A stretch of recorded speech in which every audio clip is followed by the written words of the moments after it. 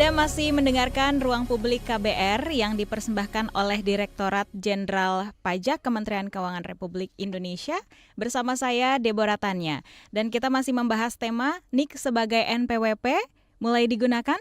Masih bersama saya juga di studio KBR Mas Bima dan Mas Iqbal dari Direktorat Penyuluhan Pelayanan dan Hubungan Masyarakat P2 Humas Kantor Pusat Direktorat Jenderal Pajak. Nah tadi sebelum kita jeda, Mas Iqbal kan menjelaskan tentang apa-apa saja layanan administrasi yang bisa digunakan NPWP 16 dan NITKU ya per 1 Juli 2024. Mas silahkan dilanjutkan, tadi penjelasannya terpotong ya. Siap. Oke. Tadi beberapa pengaturan ya ada di Perdijen nomor 6 tahun 2024. Tadi sudah sempat pas waktu sebelum potong itu kan saya menyampaikan ada downtime. Nah, ini ada kaitannya dengan kenapa layanan lainnya itu akan diumumkan secara bertahap atau diimplementasikan secara bertahap untuk NPWP 16 digit ini. Kenapa? Karena kemarin sempat mungkin teman-teman lihat atau mengalami gitu ya bahwa sempat adanya downtime ketika menggunakan aplikasi layanan dari DJP. Nah, ini artinya kita memahami bahwa kita memberikan perencanaan untuk bisa mengimplementasikan NIK atau NPWP 16 digit ini gitu ya kepada aplikasi yang akan digunakan oleh teman-teman KBR dan juga wajib pajak. Bisa kita bayangkan ketika kalau semua layanan langsung berikan implementasi NPWP 16 digit, downtime-nya akan berapa lama gitu ya. Jadi memang harus secara bertahap ya. Gitu, seperti itu. Dan juga di Perdijen ini disebutkan terkait dengan untuk layanan lain yang artinya yang menunggu implementasi secara bertahap tadi itu tetap bisa menggunakan NPWP 15 digit atau NPWP format lama seperti itu.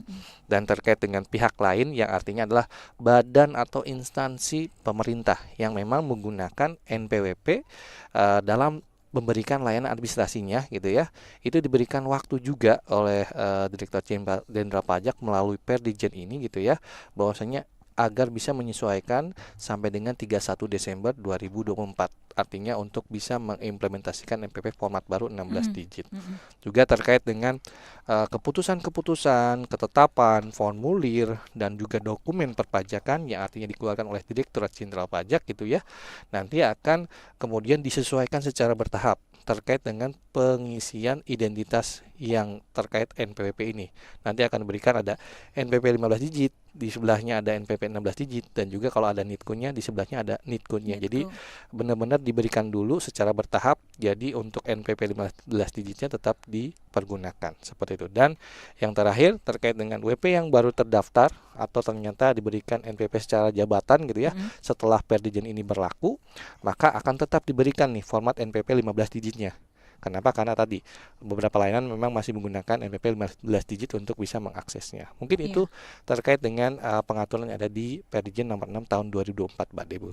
Oke, ya mungkin saya pertegas lagi ya, di dalam Perdijen Pajak nomor 6 ini NPWP 16 digit dan NIK sebagai NPWP mulai digunakan per 1 Juli 2024. Kemudian digunakannya dalam 7 layanan yang ada ya dalam peraturan ini dan akan diumumkan apabila ada penambahan lainnya bertahap. Dan nantinya surat-surat yang dikeluarkan DJP, keputusan, ketetapan, formulir akan berisikan 3 informasi identitas. Tadi yang disebutkan sama Mas Iqbal ya, NPWP 15 digit, NPWP 16 digit, atau NIK dan juga NITKU. Nah, baik, mungkin Mas Bima dan Mas Iqbal juga bisa menceritakan nih ke teman KBR, kira-kira apa sih tantangan saat penerapan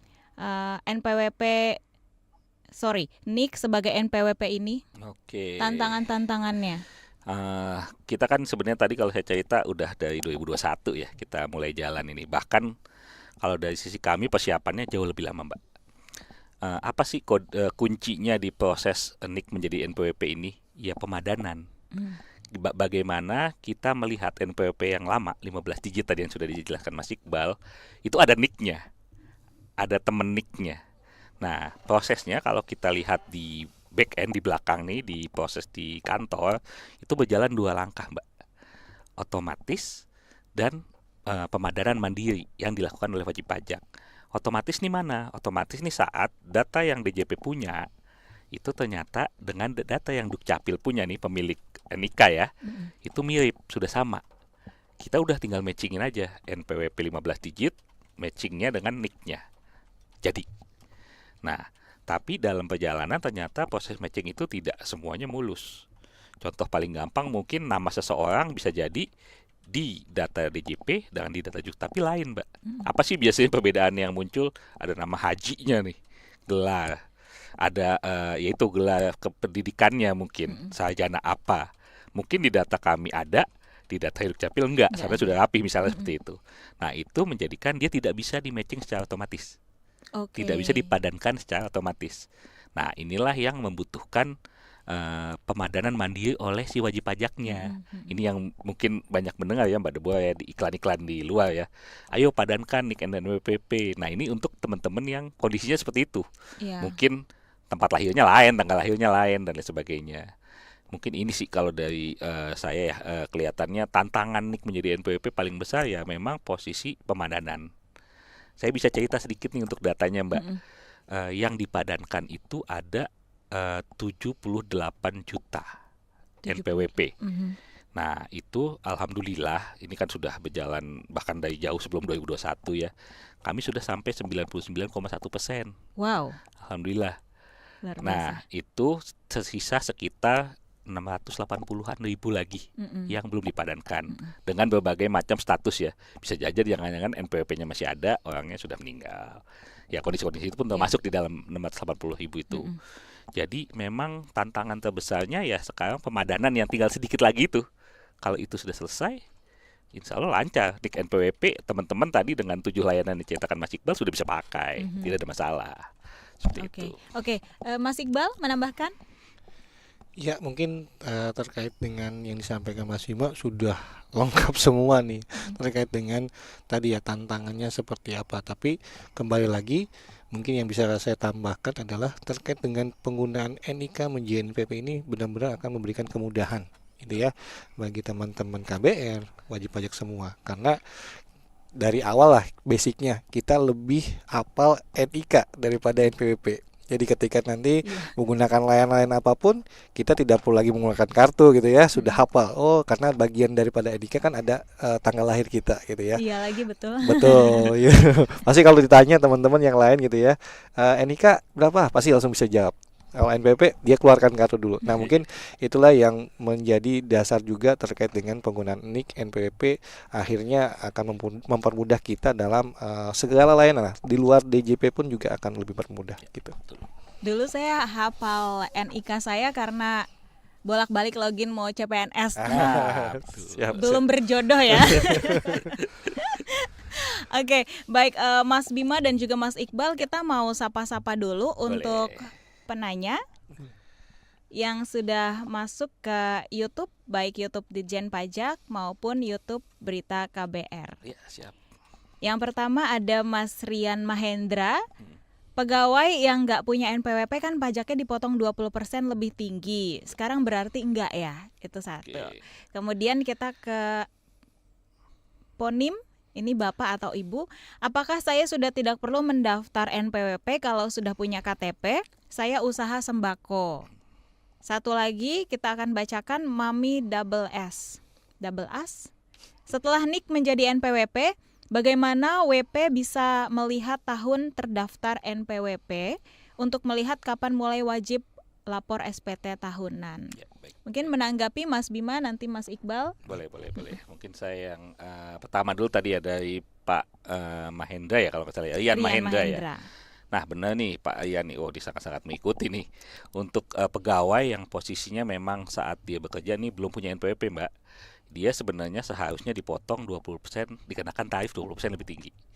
Nah, tapi dengan penerapan NIK menjadi NPWP ini, sekarang ini di dalam tadi salah satu layanan yang disebutkan Mas Iqbal, dia sudah menerapkan NPWP 16 digit. Jadi, dia tidak lagi dikenakan apabila NIK yang dia miliki itu sudah tercatat di Dukcapil, sudah valid.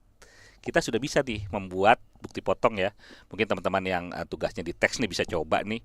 Silahkan buat bukti potong menggunakan NIK saja, tidak lagi menggunakan NPWP yang lama. Itu bisa sekarang, selama NIK dan namanya sesuai. Jadi yang dimasukin dua Mbak, nomor induk kependudukan plus nama. Apabila dua itu matching, jalan dia. Tidak akan dikenakan lagi tarif karena kan dianggap sudah jadi NPWP tadi ya. Iya. Seperti itu. Nah ini pasti ntar yang bertanya Pak ada aturannya nggak ada? Ada, tenang saja. Silakan dicek tuh di dalam pengumuman ya, Bal, Iya, kalau nggak salah pengumuman, ada ya. pengumuman. Ya ada pengumuman yang memastikan mengenai hal tersebut. Seperti itu. Pengumumannya nanti bisa dicek di www.pajak.co.id. Ya, silakan di website kami. Ya. www.pajak.co.id. Oke, baik. Selanjutnya untuk pertanyaan tadi dari Gantian mungkin. Ya. Bal. Siap. Mas Iqbal menanggapi pertanyaan Pak Ponim. tadi ya. Iya, dari teman KBR Ponim ya. Iya. Dan tadi bertanya apakah ketika apakah saya sudah tidak perlu mendaftar NPP kalau punya KTP. Jadi memang tadi disampaikan bahwa NIK akan menjadi format baru NPWP bagi penduduk, artinya yang memiliki KTP seperti itu. Tapi tidak serta-merta ketika memiliki KTP artinya memiliki NIK kemudian menjadi NPWP. Tapi perlu ada terkait dengan langkah-langkah yang mungkin secara sederhana kita sebutnya mengaktifasi terkait NIK-nya kemudian bisa digunakan sebagai NPWP. Jadi tetap teman-teman wajib pajak gitu ya, teman-teman KBR gitu ya, tetap harus mengaktifasi terkait dengan NIK-nya supaya bisa menjadi NPWP. Tentunya melalui layanan e-registration atau juga terkait dengan datang langsung ke KPP juga boleh seperti itu. Mungkin simpelnya seperti itu ya Mas Bima ya. Ya, betul. Oke. Menanggapi satu pertanyaan lagi, tapi nanti setelah kita jeda iklan ya. Boleh. Ini nanti akan dijawab oleh Mas Bima atau Mas Ya, Iqbal saya nih? aja nanti, Mbak. Mas Bima. Siap. Baik. Teman KBR, kami akan kembali setelah jeda. Bagi Anda yang ingin menelpon kami di nomor bebas pulsa KBR 0800 245 7893 atau bertanya melalui live YouTube Berita KBR maupun Ditjen Pajak. Kami akan kembali.